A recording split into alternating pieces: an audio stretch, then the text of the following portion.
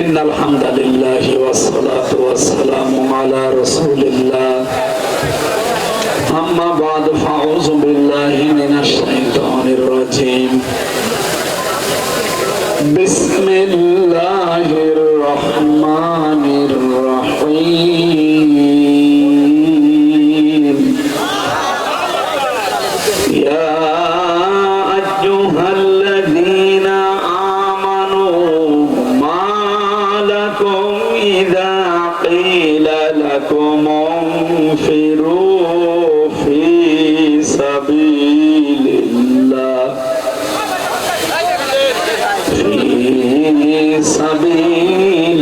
সাবিলিল্লাহি ফাকুলতুম ইলাল আরদ আরদিতুম বিল হায়াতিদ দুনিয়া মিনাল আখিরাহ ফামা মাতাউল হায়াতিদ দুনিয়া ফিল আখিরাতি ইল্লা কলিল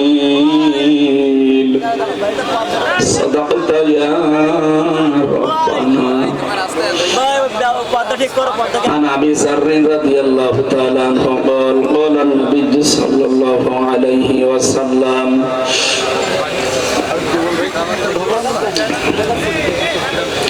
من ادعى ما ليس له فليس منا وليتبوأ مقعده من النار رواه مسلم وقال تعالى في شأن رسوله وما زادهم إلا إيمانا وتسليما اللهم صل على محمد وآله وصحبه وبارك وسلم الحمد لله বাংলাদেশের ঐতিহ্যবাহী জেলা সাতক্ষীরা শ্যামনগর থানার অন্তর্গত ইসলামী সমাজ কল্যাণ পরিষদ এই নামটা বললে কলিজা ভরে যায়। ইসলামিক সমাজ কল্যাণ পরিষদ শ্যামনগর উপজেলার উদ্যোগে 3 দিন ব্যাপী ঐতিহাসিক তাফসীরুল কোরআন মাহফিলের সমাপনী রজনীর স্বনামধন্য সভাপতি শ্যামনগর উপজেলা ইসলামী সমাজ কল্যাণ পরিষদের সম্মানিত সভাপতি জনাব মাওলানা আব্দুর রহমান আতালাল্লাহু উমরাহু ওয়া বারাকাল্লাহু ফি হায়াতি বলেন আমিন। এই মাহফিলের প্রধান অতিথি জেলার কৃতি সন্তান হাজারো আলেমের উস্তাদ বিশিষ্ট ইসলামী চিন্তাবিদ শিক্ষাবিদ জনাব ডক্টর মাওলানা খলিলুর রহমান মাদানী দামাত বারকাতুহুল আলিয়া গভর্নর ইসলামিক ফাউন্ডেশন বাংলাদেশ অধ্যক্ষ ভারপ্রাপ্ত আমিরুল মিল্লাত কামিল মাদ্রাসা ঢাকা। এই মাহফিলে যিনি কথা বললেন মাওলানা হোসেন মাহফুজ চুয়াডাঙ্গা।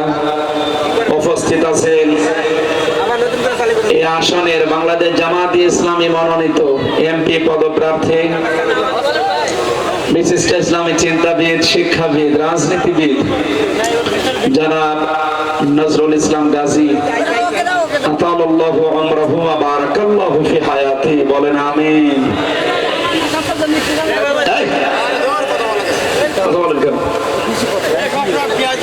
আমারে কথা বলতে লাগে, আপনি যদি কথা বলেন তাই আমারে নিয়ে আসলেন কেন?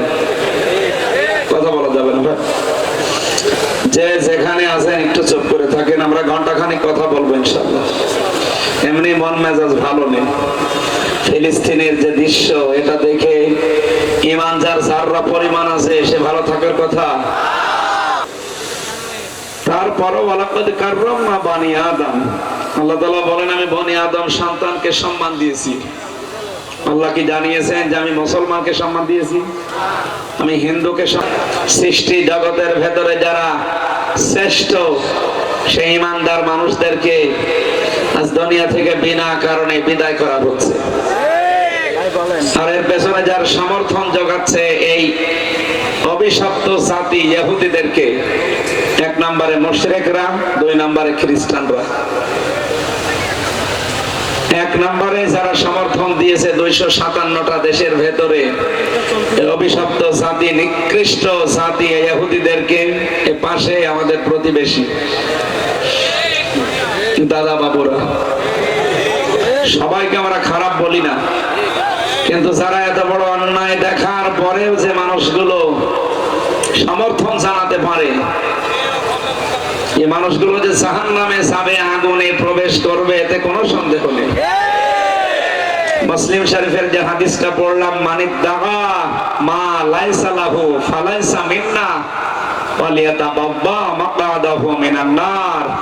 ১৫০০ বছর আগে নবীজি জানিয়েছেন, যে জিনিস তোমার নয় এটা যদি তুমি জোর করে নিজের আয়ত্তে নিয়ে নাও, দখল করো, দুইটা ঘোষণা দিলাম। ১ নম্বরে ফালাইসা মিন্না, সে যেই হোক আমি নবীর উম্মতের ভেতরে নেই। ২ নম্বরে মাকআদা ওয়ালিয়াতাবাব্বা মাকআদাহু মিনান নার, তার জায়গা সে যেন জাহান্নামে করে নেয়। ওরা ১ নাম্বারটাই নেই, কারণ নবীর উম্মত না। ২ নাম্বারটা, ওরা যদিও মিথ্যা কথা ছড়িয়েছে তামাম দুনিয়াতে, তারাও নাকি মুসা আলাইহিস সালামকে অনুসরণ করে চলে, এটা তাহা মিথ্যা কথা। মুসা নবী জীবনে কোনদিন মানুষের ঘর বাড়ি ভেঙে দিয়েছেন? তার নিজেদের বাড়ি ঘর থেকে মানুষকে উৎখাত করেছেন বিনা কারণে, এই পৃথিবী থেকে হত্যাযজ্ঞ চালিয়েছেন, এমন প্রমাণ আছে।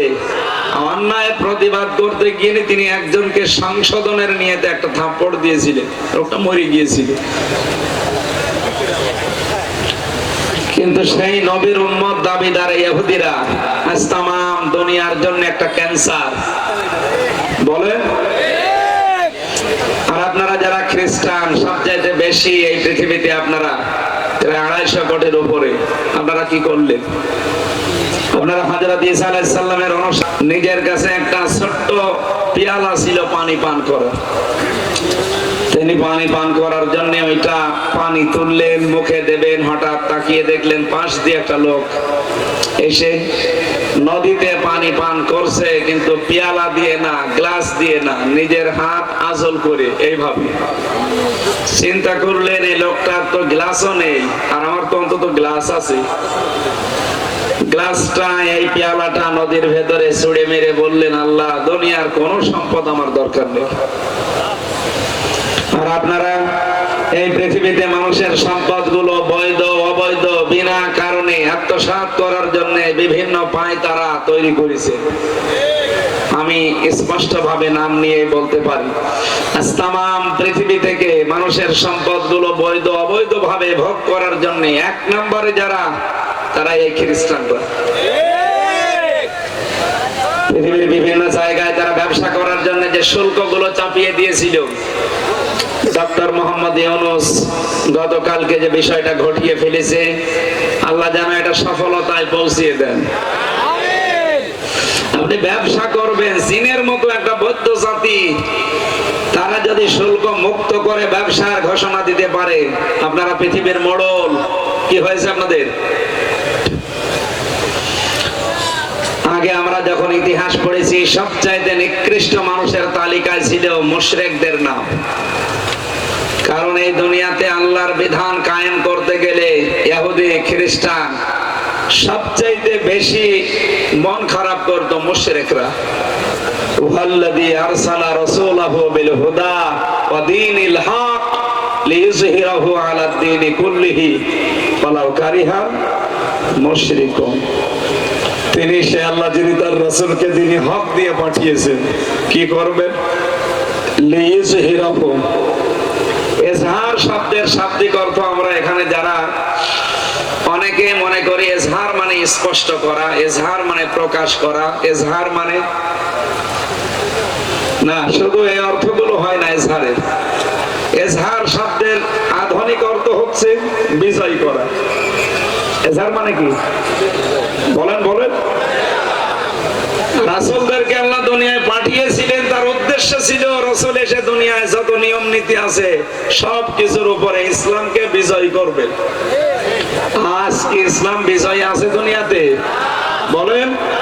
যাদের দেশে হালকা আছে তারা দেখেন আজকে সিদ্ধান্ত অলরেডি নিয়ে ফেলেছে, পৃথিবীর এই মাজলুম মানুষগুলোর পক্ষে তারা অলরেডি আজকে বিকালে দাঁড়িয়ে গেছে। তারা এখন ফিলিস্তিনের পক্ষে যুদ্ধ জিহাদ করার জন্য অলরেডি প্রস্তুতি নিয়ে বের হয়ে পড়েছে আফগানিস্তান। মোহাম্মদ ইউনূস প্রধান উপদেষ্টার কাছে বারবার আরজি জানাচ্ছি। সেই বিকাল 3টা থেকে আরম্ভ হয়েছে, আপনারা জানেন।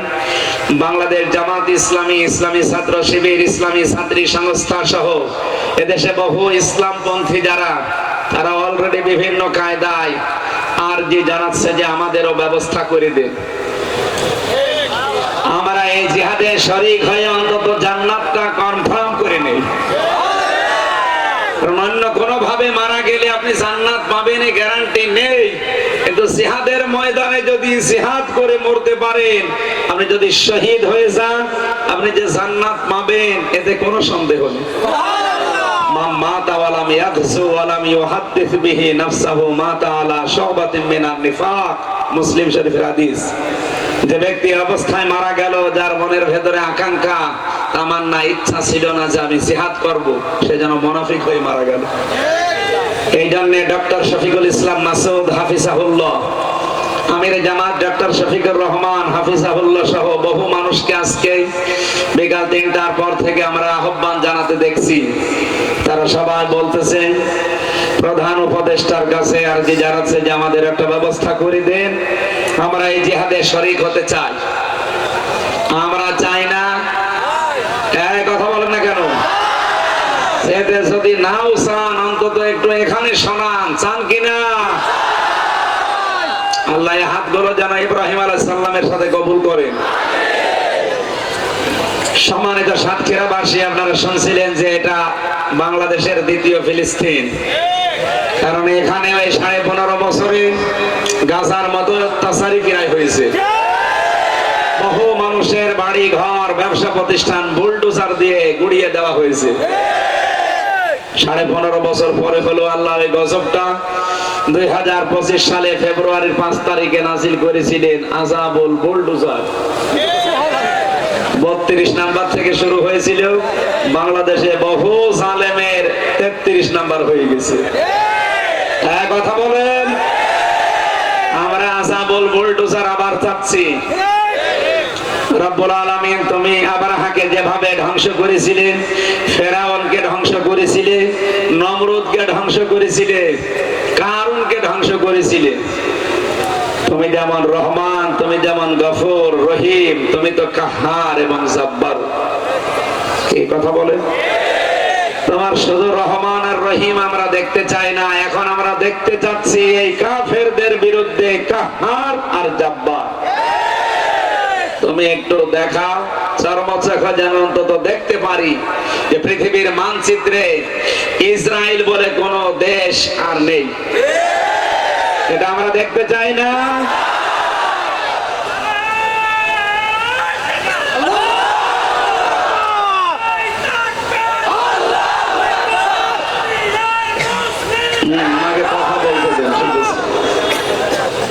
হাদিস ছিল কি, মানিদ দাগা মা লাইসা লাহু মিন্না, যেখানে আপনার কোনো অধিকার নেই সেটা যদি কেউ জোর করে দখল করে, তার দুইটা শাস্তি হবে। 1 নম্বরে সে নবীর উম্মত থাকতে পারবে না। বাংলাদেশের জন্য এটা অনেক ক্ষেত্রে প্রযোজ্য। আগস্টের 5 তারিখের পর থেকে আমরা অনেককে এটা দেখতে পাচ্ছি, যে জিনিসে আপনার অধিকার নেই, বিভিন্ন কায়দায় আপনি সেটা জোর জবরদস্তি করে দখল, চাঁদাবাজি, বিভিন্ন কায়দায় নিজের আয়ত্তে নিয়ে নিচ্ছে। আপনি হাজী হতে পারেন, গাজী হতে পারেন, নামাজি হতে পারেন, এখনো নবীর উম্মত হতে পারেননি। এরকম চরিত্র সাতক্ষীরায় কারো নেই। গত পরশুদিন একজনের চরিত্র দেখলাম মাগুরাতে। বাংলাদেশ জামাত ইসলামের একজন কর্মী, এটা মাসলুম মানুষ, যেটার জন্য আমরা 2732 জন মানুষকে জীবন দিতে দেখলাম, সেই বৈষম্য এখনো পর্যন্ত দেশ থেকে দূর হয়নি। তার বাড়িতে গিয়ে চাঁদা দাবি করেছিল, উনি দিতে রাজি হয়নি, বাড়ি ঘর ভেঙে গুড়িয়ে দিয়েছে। আমি গতকালকে মাগুরা ছিলাম, মোহাম্মদপুর থানায় মাগুরার ছিলাম। আমি বাকের ভাই আমাকে বলছিলেন যে এই কথা, যে এই অবস্থা এখনো এই দেশে, আমার মনে হয় আমাদের সোচ্চার হওয়া দরকার। এদেশের নাগরিক আপনিও আমিও, আপনাকে টাকা দেওয়া লাগবে মানে এই টাকাকে আপনার বাবার টাকা নাকি? যেটার দখল আপনার নেই, আপনি জোর করে দখল করবেন কোন কারণে? 2 নম্বরে ইয়াতাবাব্বা মাকআদাহু মিনান নার, তার স্থান হবে জাহান্নাম, নার। সুতরাং ইসরায়েল যেটা করছে, এই জায়গাটা যেহেতু তাদের না, জোর জবরদস্তি করে আজকে বিকাল 3টায় পৃথিবীর নিকৃষ্ট মানুষ যে 5 জন, তার ভেতরে নেতানিয়াহু 2 নম্বর। এই শয়তান আজকে বিকাল 3টায় ঘোষণা দিয়েছে সংবাদ সম্মেলন করে যে গাজাকে আমরা টুকরা টুকরা করে দখল করে নিয়েছি। আপনার কি দখলে নেওয়ার কথা ওইটা? কেন দখল করে নিলেন? আপনি তো এমনিতেও জাহান্নামে যাবেন। আমার মনে হয় এখনই আপনার দুনিয়াটাই আল্লাহ জাহান্নাম বানিয়ে দিক। কথা বলেন, ওকে যেন আল্লাহ দুনিয়াতে জাহান্নামের সাত চাকার সুযোগ করে দেয়। আমরা যেন এই হাদিসটা মেনে চলতে পারি অন্তত বাংলাদেশে। কত মানুষ আজ দেখছি যার আয়ত্তে যেটা নেই জোর জবরদস্তি করে আগস্টের 5 তারিখের পরে অনেক আরম্ভ করেছে, এখনো থামে না, চালিয়ে যাচ্ছে। বাবা শাহজালাল সব হালাল, সাতক্ষীরায় হয়তো এখনো শুরু হয়নি। ঘাট দখল, মাঠ দখল, বাজার দখল, মাছের ঘের দখল, কি পেয়েছেন কি আপনি? সুতরাং এগুলো আমরা চাই আপনারা বন্ধ করবেন, নয়তো আপনারাও ঘৃণিত হয়ে যাবেন।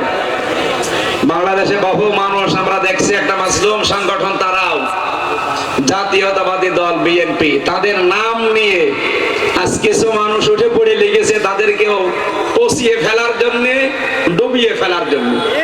তার ভেতরে চাঁপাইনবাবগঞ্জের স্বামী স্ত্রী 2 জন, তারা আমার মনে হয় আদা জল খেয়ে লেগেছে। আর ওদিকে কিশোরগঞ্জের ফজু পাগলা, এদেরকে অতি তাড়াতাড়ি পাবনায় পাঠান। আমি কয়েকদিন আগে গিয়েছিলাম পাগল দেখার জন্য, যে দেখি অনেক পাগল চলে গেছে। যেহেতু জায়গাগুলো ফাঁকা আছে, আমার মনে হয় এদেরকে পাঠানো দরকার, যে কিছুদিন থাকেন, মেরামত হয়ে তারপরে আসেন। আপনি এই কথা বলতে পারেন, একজন মহিলা, একটা দায়ুস মহিলা, সে ফতোয়া দিচ্ছে আলেমদের বিরুদ্ধে, যে এই দেশের আলেম ওলামা, ইমাম, আলেম ওলামা তো বলছে না, বলছে আলেম ওলেমা। ওলেমা না ওলামা? ওলামা এটা বহু বছর আলেমের, আরো ওইটা পুরো পাল্টিয়ে ফেলেছে, আলেম ওলেমা। আমি এক জায়গায় মনে হয় চট্টগ্রামে বলেছিলাম না পাবনায় যেন, যে ওনারা স্বামী স্ত্রী যে আরম্ভ করেছে, ওনারা পাপিয়া বলা ঠিক না, ওটা পাপি বলা দরকার। মনে দেখলাম কালকে চাঁপাইনবাবগঞ্জে আমার নাম ধরে আর মিজান আজহারের নাম ধরে বক্তব্য দিচ্ছে আমরা নাকি জামাতের প্রোডাক্ট। উনি এই কথা জানিয়েছে চাঁপাইনবাবগঞ্জের মানুষদেরকে, যে দেখেন এই যে আমির হামজা আমার বাবা মার দেওয়া নাম পাল্টিয়ে দিয়েছে, এই অধিকার তারে কে দিল? আল্লাহর নবী একজনের নাম পাল্টিয়ে দিয়েছিলেন, নাম কি? আবু জাহেল। আবু জাহেলের নাম শোনেননি? ওর নাম কি আবু জাহেল? কি? আবুল হাকাম। আবুল হাকাম থেকে যদি ওই কাজ না করে তারে আবু জাহেল বানিয়ে দিতে পারে, পাপিয়া থেকে আপনি পাপি অলরেডি হয়ে গেছেন, কারণ যা বলেছেন তাও বানা করলে আপনার ঈমান থাকার কথা না। এরা যেন কোন দলের পক্ষে ভোট না চায়। আরে ভাই, ভোট আমি চাই না, আল্লাহ আমাকে চাইতে নির্দেশ দিয়েছে। সূরা নিসা 58 নম্বর আয়াত, মারিফুল কোরআন তাফসীর নিয়ে আসেন বাংলায়, আমি আপনাকে দেখাবো। আমানাত, এ বহু বছর এই শব্দের ব্যাখ্যায় লেখা আছে 9টা। 1 নম্বরে ভয় কাট্ট ভোট। যদি বিশ্বাস না করেন আলেমদের জিজ্ঞাসা করুন। আল্লাহ তাআলা বলেন, ইন্নাল্লাহা ইয়া'মুরুকুম, অবশ্যই আমি আল্লাহ তোমাদের সবাইকে নির্দেশ দিলাম, আনতু আদ্দুল আমানাতি ইলা আহলিহা, তোমাদের যাবতীয় আমানত তার প্রাপকের কাছে পৌঁছিয়ে দাও। এই নির্দেশ কার?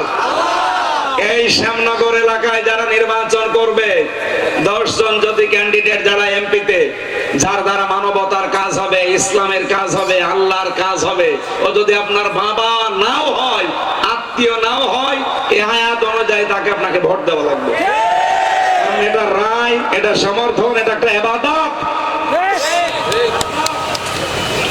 জনাব কাজী নজরুল ইসলাম 300 এমপির ভেতরে যদি 151 জন বুকে কোরআন নিয়ে সংসদে যেতে পারে, তার ভেতরে উনি যদি একজন হয়ে যায়, সংসদ অধিবেশনের প্রথম দিন যদি বলতে পারে মাননীয় সংসদ স্পিকার আমরা নামাজের বিল চাই, উনি যদি বলেন হাত তোলেন, নজরুল ইসলাম গাজীর মতো 151 জন যদি হাত তোলে বলে আমরা এই যে রাজি আছি, আমরা চাই নামাজের বিল, সঙ্গে সঙ্গে নামাজের বিল কায়েম হয়ে যাবে।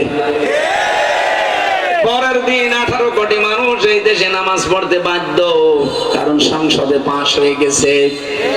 সংসদে পাশ হয়েছিল পলিথিন ব্যবহার করা যাবে না, পাওয়া যেত না, কথা বলেন না। ওখান থেকে যেইটা পাশ হয় সেইটা দেশের মানুষ মেনে নিতে বাধ্য।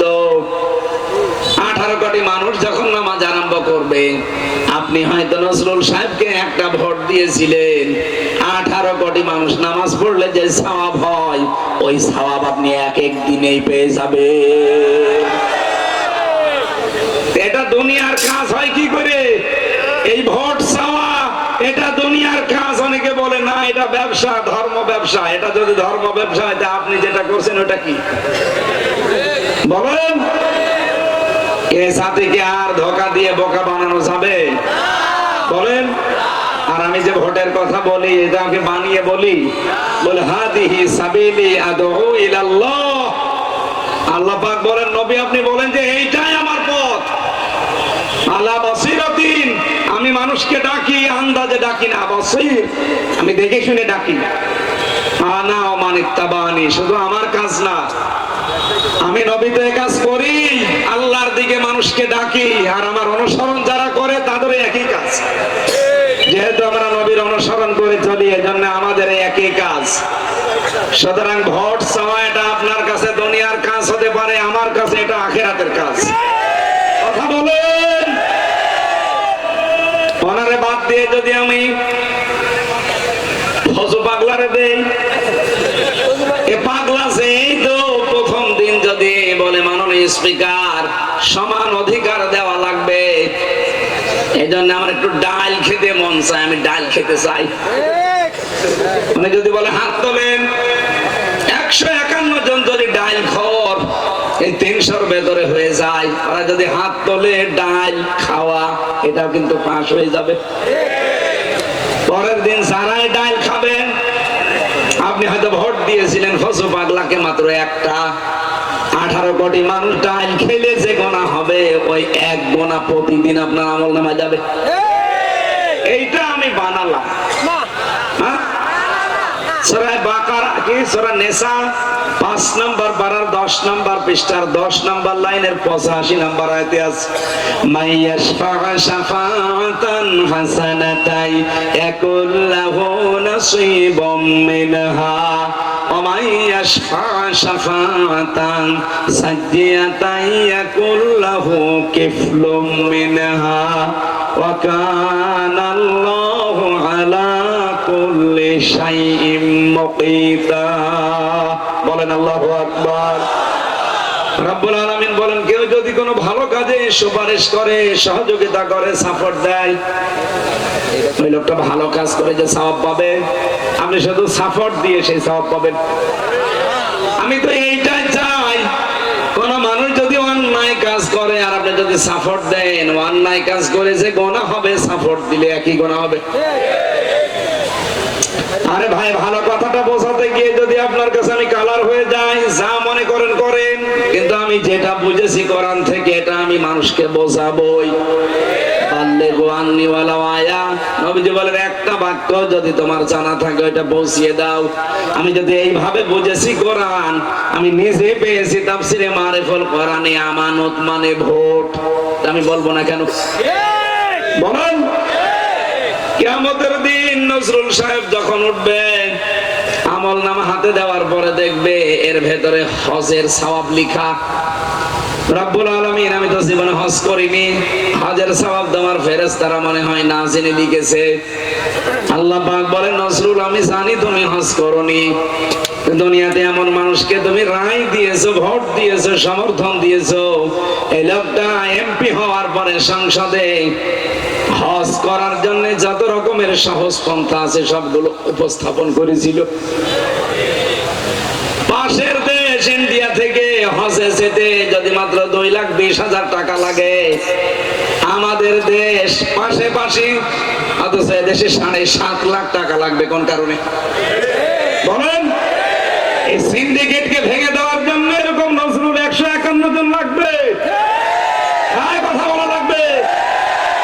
কয়েকদিন আগে মালয়েশিয়া ছিলাম, বহু মানুষ দেখা করেছিল, তারা বলছিল এই যে সালমান এফ রহমানে দরবেশ আর শেখ রেহানা আর একজনের নাম বলল নূরে আলম, এই 3 জন মিলে সারা পৃথিবীতে বাংলাদেশ থেকে যত মানুষ যায় প্রবাসী, যাদের পাঠানো টাকায় এই দেশটা সচল হয়। আমি একটা দোকানে গেলাম আমার একটা জামা সেলাই করার জন্য মালয়েশিয়া, বাংলাদেশের একজন পেলাম, যশোরে বাড়ি, আর 3 জন পেলাম ইন্ডিয়ার, 2 জন পাকিস্তানের একজন। তারা আমাকে বলছে যে পাকিস্তানের ওই লোক এসেছে মাত্র 1,20,000 টাকা খরচ করে, ইন্ডিয়ার এই লোক এসেছে মাত্র 1.5 লাখ টাকা খরচ করে, আর আমি বাংলাদেশ থেকে এসেছি, আমার খরচ হয়েছে কমপক্ষে 6.5 লাখ। অথচ এই যে এক দোকানে আমরা 4 জন 5 জন মিলে কাজ করছি, সবার উপায় কিন্তু একই। আমার 6.5 লাখ টাকা খরচ করে উপায় প্রতি মাসে মাসে 80,000 টাকা, ওর 1,20,000 টাকা খরচ করে এসেছে, ওর উপায় 80,000 টাকা। এই যে বৈষম্য গুলো তৈরি করেছিল, এখান থেকে যে মারিং কাটিং করার লাইন, এটা করেছিল রেহানা আর ওই দরবেশ, আর একজন এমপির নাম বললো, 3 জন। আপনি যদি বাংলাদেশে যান অন্তত মানুষকে জানাবেন, ওরা এতদিন শুধু মানুষকে বলি ছড়িয়েছে যে আমরা আইনের শাসন প্রতিষ্ঠা করছি। এই আইনের শাসন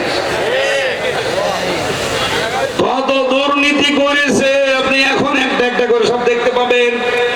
পাবনার রূপপুর পারমাণবিক কেন্দ্র, এখান থেকে হাসিনার এই ছোট বোন 76,000 কোটি টাকা। আপনি জীবনে কোনোদিন গুণে শেষ করতে পারবেন? একটা মানুষের লাগে কত বলেন তো? তার মেয়েটার জন্য বাংলাদেশের একটা বদনাম হয়ে গেল, ইউলিফের জন্য। আর হাসিনার কথা শুনলে আমি সন্তামনি বলতো যে আমার নিজের জন্য আমি কিচ্ছু করি না, অথচ যাওয়ার সময় 13টা ব্রিফকেস নিয়ে গেছে। আমার মনে হয় শুধু ছাই ছিল আর মাটি ছিল, কিচ্ছু বলে নাই কাউকে। যাওয়ার সময় পাইলটকে বলেছে, ওগুলো উঠেছে ব্রিফকেস, বলতেছি চলো। কেন খাওয়া কাকুকে একটু বলতে পারলেন না যে খাওয়া চলে গেলাম? অন্তত আমার নাম্বারটা জোগাড় করে তো কল দিতে পারতেন যে হামজা 3 বছর জেল খাটালাম, চলে যাচ্ছি, মাফ করে দিও। কিছুই বললেন, মাফও চাইলেন না। আপনাকে যে মাফ করবো, মাফ চাওয়া লাগবে না বলেন? তার যে কপালে এত দুঃখ, আগস্টের 5 তারিখের পর থেকে এই এপ্রিলের 5 তারিখ পর্যন্ত 8 মাসে 27টা কুলু তৈরি করেছিল এই দেশকে অশান্ত করার জন্য, একটাও টেকে না। কেন টেকে নাই? আমি কোরআনের আয়াতের তথ্যটা পেয়েছি, আপনারা কি বিরক্ত হচ্ছেন? এটা সূরা আলাম নাশরাহ 5-6 নম্বর আয়াত আছে, আলেমদেরকে বলছি, ফাইন্না মাআল উসরি ইসরা, ইন্না মাআল উসরি ইসরা।